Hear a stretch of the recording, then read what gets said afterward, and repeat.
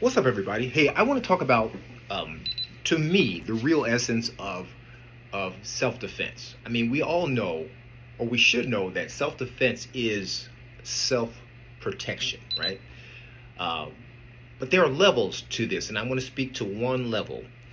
And I'm talking to our young men and women and older people who, when challenged, tend to stand up to the challenge. I'm talking about a casual encounter. Maybe you bump into somebody and you make that eye contact and you don't want to back away because you don't want to seem soft. I think with my practice of jujitsu, I think I've always been good at walking away, but I feel with jujitsu, I feel more confident in walking away because I have a skill set just in case.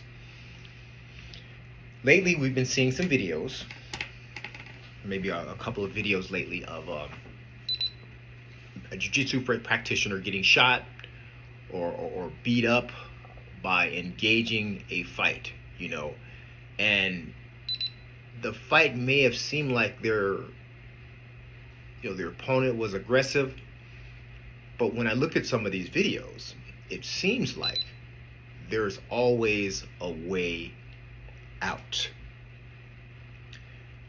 No one should, I can't tell you what to do, no one should want to fight in the street.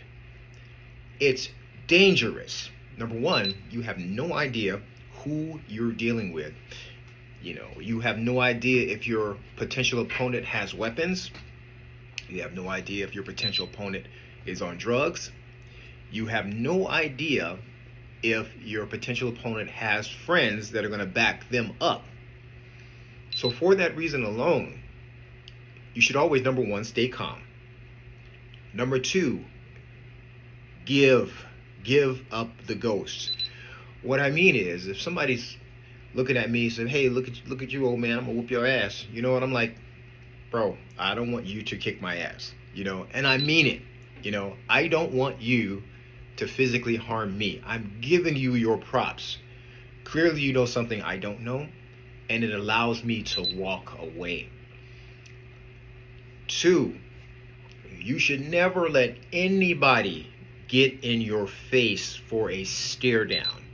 It's one thing in a controlled environment, maybe a dojo or competitive atmosphere where somebody can break it up. But that's sports stuff, right? Sports and ego. But never let anyone get close enough to you where you're having a conversation where you're nose to nose for the same reasons. You just don't know what people are capable of. You don't know what weapons people have. Your best bet, and in training with Gracie University, they have this concept called all the way in or all the way out. If it gets offensive, being all the way in is best. They call it a green zone. You don't want to be in a red zone where there's just enough space for your opponent to maximize their punch. The other green zone is all the way out. So step back far enough where their weapons can't reach you and you have distance to back out and run away.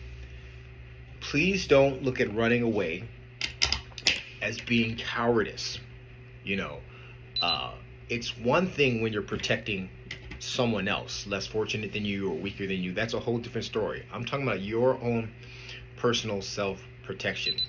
In the last few years, I've walked away from a few fights, and I was very proud that I didn't get upset.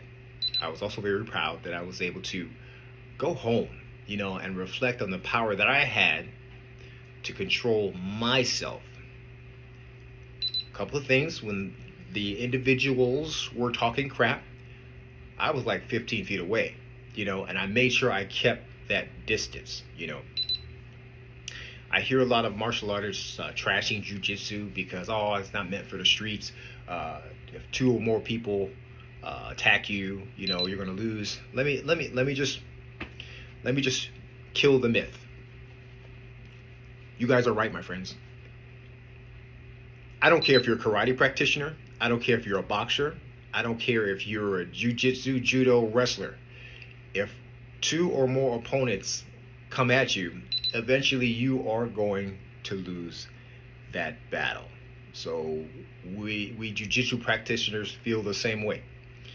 So with that said, what jiu-jitsu does, and any martial art, you can say that it gives you the confidence in understanding what can happen to you should you get into altercation. You understand that because you're training, and it gives you a sense of like, oh man, I don't want that happening to me, so I'll back out.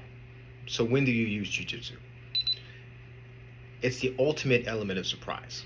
You know, you're totally unassuming. You can't get out of the situation. There's no getting around this person, and it goes down. That is your best offense when there's no way out. Element of surprise, jiu-jitsu. It's incredible. You know, you whip it out of your back pocket. You control the situation, but you're always looking for the way out while you're manipulating manipulating your opponent or your assault or assailant. That's what makes jiu-jitsu so special, as opposed to just throwing punches and leaving it to 50-50, or getting so heated and angry that where you're punching somebody repeatedly where you could go to jail for murder, you know. So I just want you to think about things, and this has to do with jiu-jitsu, but it also doesn't. It just has to do with common sense. Don't be in such a hurry to get into a fight. It literally does not make sense. You know what makes sense? Making money fighting. Now, somebody wants to fight me and give me $10,000. Okay, we're fighting, right? But I'm putting value to my time, right? Win, lose, or draw, give me my $10,000. That's why they have these sporting events. I mean, I don't think you can name that many fighters, professional fighters, outside of their octagon or whatever their training environment, where they're not just so super chill. I mean, you get a few jerks from time to time, but for the most part, those guys know they get paid. They make a living doing it. So that's the last thing they want to do. So take that in mind. Get some training. It will help you understand more what I'm trying to talk to you about. And I'm speaking to the young especially, but I'm also speaking to the old. Being hot-headed and getting to a fight does not pay dividends. There is no win-lose. It's just about survival. And you don't want to get in that position where you're dominating somebody and they pull out a knife and start stabbing, or somebody pulls out a gun, or there's a friend behind you. So just something to think about.